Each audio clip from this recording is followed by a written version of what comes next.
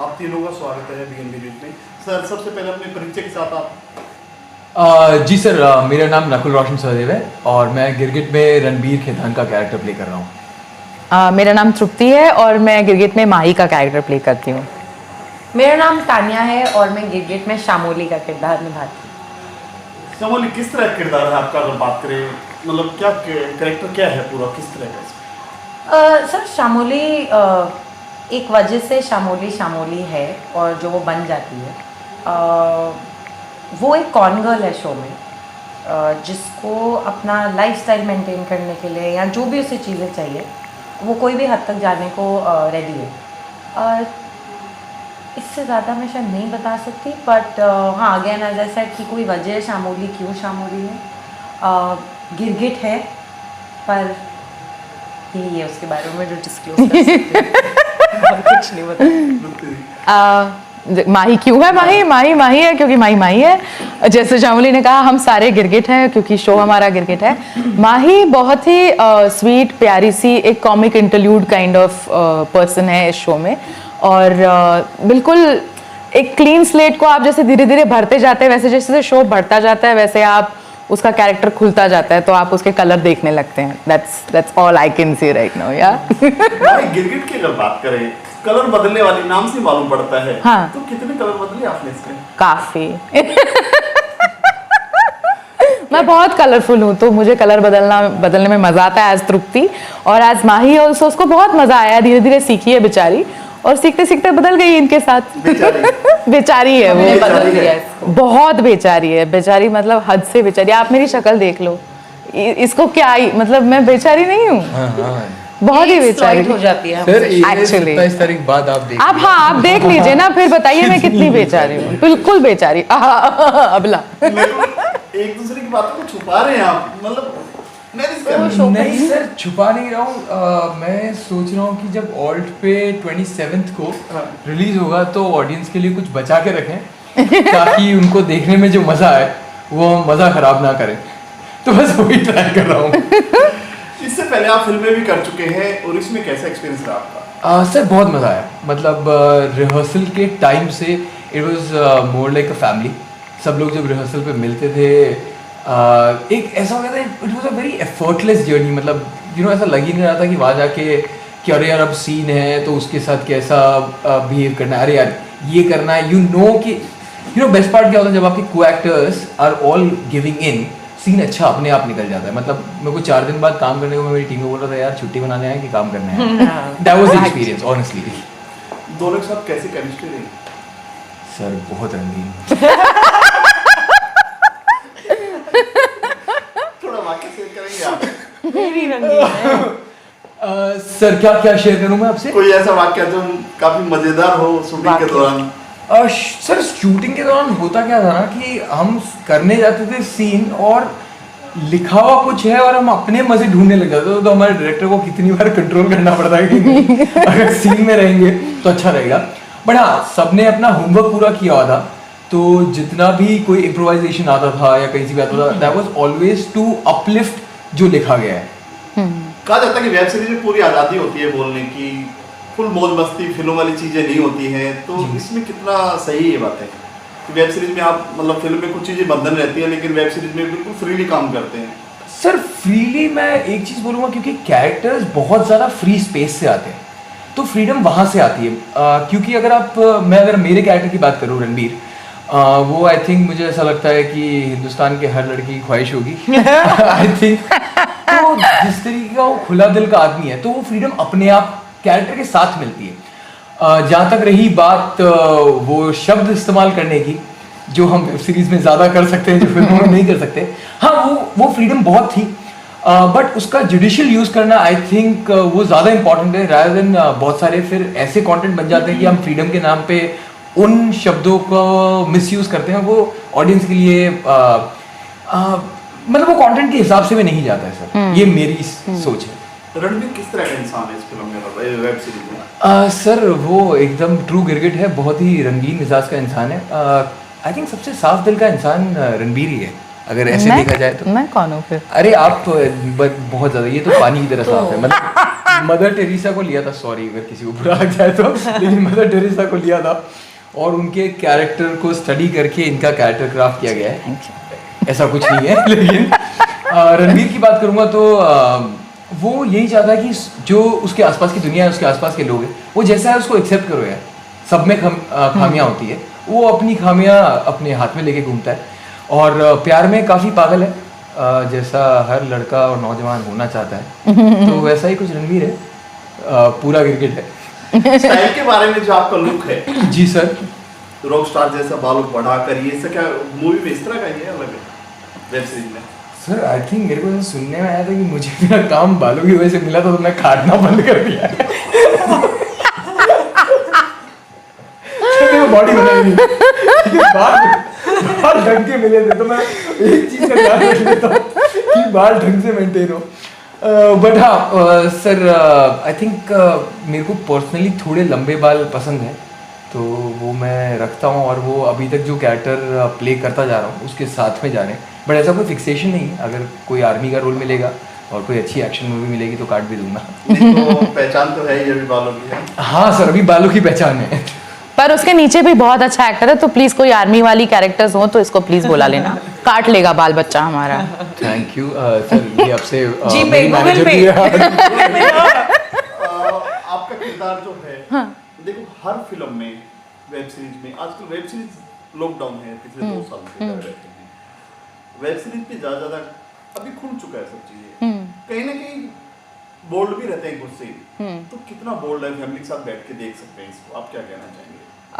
मेरे ख्याल से अबाव 18 तो डेफिनेटली देख सकते हैं। मैंने अपनी हिम्मत करके अपने मम्मी पापा को बोल दिया है कि आप प्लीज़ देख लीजिएगा, कोई प्रॉब्लम नहीं है। बच्चे नहीं देख सकते क्योंकि हम बच्चों को जल्दी बड़ा नहीं करना चाहते। बट आपने जैसे कहा कि सेंसरशिप, तो हमारा कोई भी सीन ऐसा नहीं है कि जो पर्पसली डाला गया है। अगर वो सीन में फिट हो रहा है तो because it is the need of the scene, हमने उतना ही किया है। तो it's a safe space but not for children, right? Good job. कितनी मस्ती की आपने सेट पे? सेट पे कितनी मस्ती की? So, as Nakul also said earlier कि मिलते ही एक दूसरे से सब घुल मिल गए थे, तो बहुत एक ईज था सेट पे, सबको एक्टर्स के साथ ऐसे दोबारा सोचना नहीं पड़ा, कोई इंटिमिडेटिंग या कोई स्ट्रेस नहीं था कि क्या कैसे, इतना ओवरथिंक नहीं करना पड़ा था। It was a very smooth flowing set and every scene with every actor. तो उसी के दौरान खूब मस्ती हो जाती थी ऑटोमेटिकली। और उसके अलावा जो हमने अपने ऑफ डेज पे मनाली घूमा, वो Off? तो 1-2 ऑफ थे ना बीच में। ओह अच्छा। हाँ, मेरे थे। उसमें मुझे I have a lot of memories. हाँ नहीं, आप दूसरे शूट पे बिजी थे। हाँ मैं क्या आप मनाली में काफी शूट हुआ ये? मतलब पूरे मनाली को ही, मैं थे ओल्ड मनाली में, normal Manali, I mean new Manali, सब जगह हाईवे वगैरह, I think covered a lot of places. और ऊपर जाके कोई जगह थी हिल टॉप पे जिसका नाम अभी मुझे याद नहीं आ रहा है, पर हम I think we covered a lot of scenic spots. या it was nice and the weather, मौसम बहुत अच्छा था, कोई ज़्यादा ठंड ज़्यादा गर्मी नहीं थी, तो आई थिंक वो हमारे सपोर्ट में था। अपने सीन को लेकर कुछ खास तैयारी आपको पहले बताया गया हो, ये सीन है, ये अलग? सो वो आई थिंक सब एक्टर्स खुद से ही करते हैं, एक बार स्क्रिप्ट पढ़ लेते हैं 2-3 बारी। वो एक हर एक्टर का खुद का होमवर्क होता है कि आप उसको समझते हो पहले, फिर उसको एक बैक स्टोरी देते हैं। और स्क्रिप्ट में क्या होता है, अभी का और फ्यूचर लिखा होता है पर पास्ट कभी नहीं लिखा होता है। तो वो आज ऐसी क्यों बनी है, वो बैक स्टोरी आप देते हो ताकि उसको A to Z कंप्लीशन दे सके और परफॉर्मेंस जस्टिफाई कर सके। तो हाँ, एक बैक स्टोरी ज़रूर होती है। हाँ, क्योंकि शामोली बहुत मैनिपुलेटिव है, उसके जैसे सोचना बहुत ज़रूरी होता है। शामोली, अगर आपके किरदार की अगर बात करें कहानी में जोड़ के, क्या आपकी ट्रैक है उसके अंदर? सो एज आई सेड, बहुत सारे रीजंस हैं जिससे शामोली कुछ सर्टन रीजन से बिहेव करती है। बहुत सारे रीज़न हैं जो आपने ट्रेलर में भी देखा होगा, प्रोमो में देखा होगा। उसको पेरिस जाने की बहुत ज़्यादा चाह है, तो वो बार बार माही को कन्विंस करती रहती है कि हमें कुछ भी करके, पैसे जोड़ के, कुछ भी व्हाटएवर, कोई भी रीज़न से, उन्हें चोरी करना हो, कुछ भी करना हो, पेरिस पहुंचने का उसका मेन मोटिव है लाइफ में अभी तक। माही, क्या कहना चाहोगे पेरिस के लिए? क्या क्या कंडे अपनाए आपने पेरिस पहुंचने के लिए? देखो पेरिस पहुंचने का प्लान ओ जितने इन्होंने कहे उतने मैंने बदल दिए, क्योंकि प्लान इनका था, दोस्ती हमारी बहुत गहरी है, तो दोस्ती के लिए हम कुछ भी कर सकते हैं। तो इन्होंने कहा कि हम पेरिस चलेंगे, तो हमने कर दिया। किसी की चोरी कर ली, किसी को लूट लिया, किसी की गाड़ी ले ली, किसी को ब्लैकमेल कर दिया, फ़ोन पे 50 लाख रुपए मांग लिए।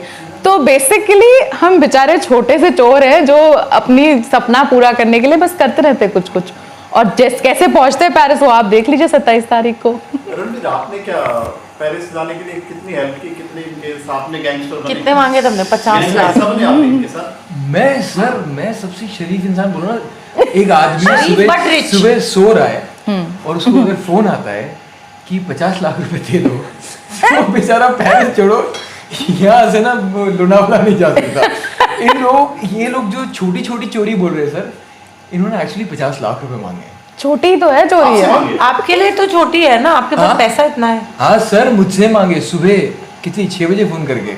हाँ? कोई आदमी ने रात को ढंग से 2-3 ड्रिंक पी है, उतारने के लिए इन्हीं का फोन था, जो ऐसा आपने ट्रेलर में देखा भी होगा। बट सर मैं इन दोनों कैरेक्टर के बारे में एक चीज़ बोलना चाहूँगा कि जैसे जैसे स्टोरी अनफोल्ड होगी आपको समझ में आएगा कि ये जिस तरीके से चीज़ें क्यों हुई है वो इन दोनों के कैरेक्टर्स की वजह से हुई है, और ये कैरेक्टर्स क्यों हैं। ये बहुत फास्ट पेस ड्रामा है, क्राइम थ्रिलर है, but the best part is कि जितने भी कैरेक्टर्स हैं उनके रीजंस और वांट्स बहुत स्ट्रांग हैं। तो इसीलिए कोई भी रीजन या वांट आपको हवा में नहीं लगता। अगर 50 लाख मांगे तो आपको ऐसा लगता अरे यार ये तो कन्वीनियंटली ड्रामा को बड़ा बताने के लिए 50 लाख बता दिया। उसका जो रीजन है वो उतना ही स्ट्रांग है। सो जो बैक स्टोरी जिस तरीके से शामोली बात कर रही थी कि बैक स्टोरी बहुत ही स्ट्रांग है एक एक कैरेक्टर्स की। तो इसका मतलब आप काफी पैसे वाले दिखाए गए हैं जो आपसे पैसे की डिमांड की है। Yes, surname is only very Khaitan. Sir मेरी Businessman? हाँ सर, मतलब पैसे वाली फैमिली से हूँ, पैसे वाला नहीं हूँ। अगर वो आप डिफरेंस समझ पाए तो वो होता है ना कि मतलब घर पे तो पैसे बहुत हैं लेकिन पापा देते तो 10 रुपए ही हैं। हाँ, वेब सीरीज की बात कर वेब सीरीज की बात करो सर। हाँ। नहीं, रियल लाइफ में तो बहुत पैसा है। मैं खैतान की बात कर रही हूँ। नहीं सर, मैं कारपेंटर बना हुआ हूँ घर पे, देखा है तूने मुझे।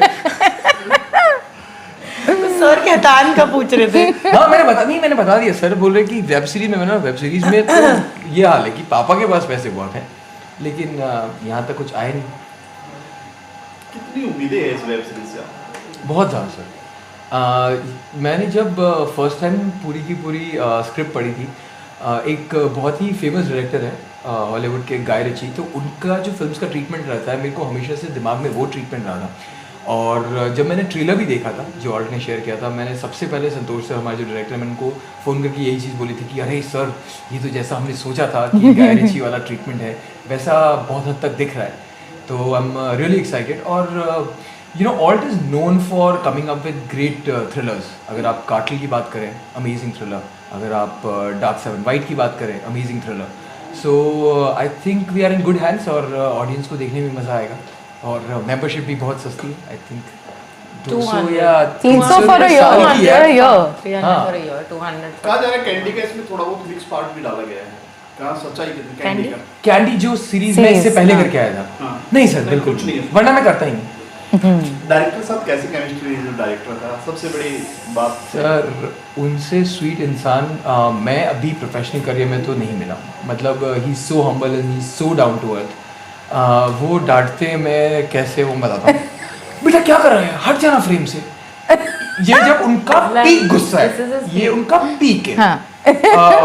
और बहुत ही he knows what he wants. तो वो आके आपको 2 बात बताएंगे and that is such a valuable advice कि फिर वो सीन और या शॉट ऐसे निकल जाएगा।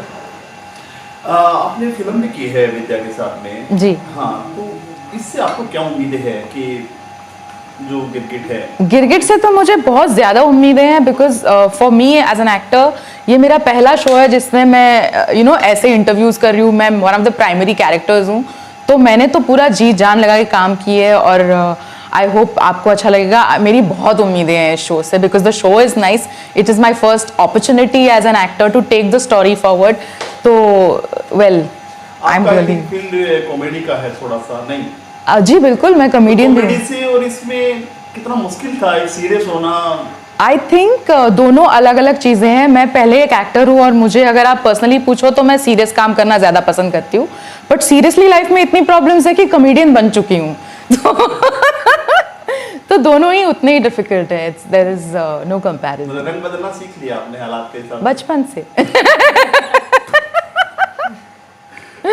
आप क्या कहना चाहेंगे अपने रोल को लेकर, क्या उम्मीदें हैं कि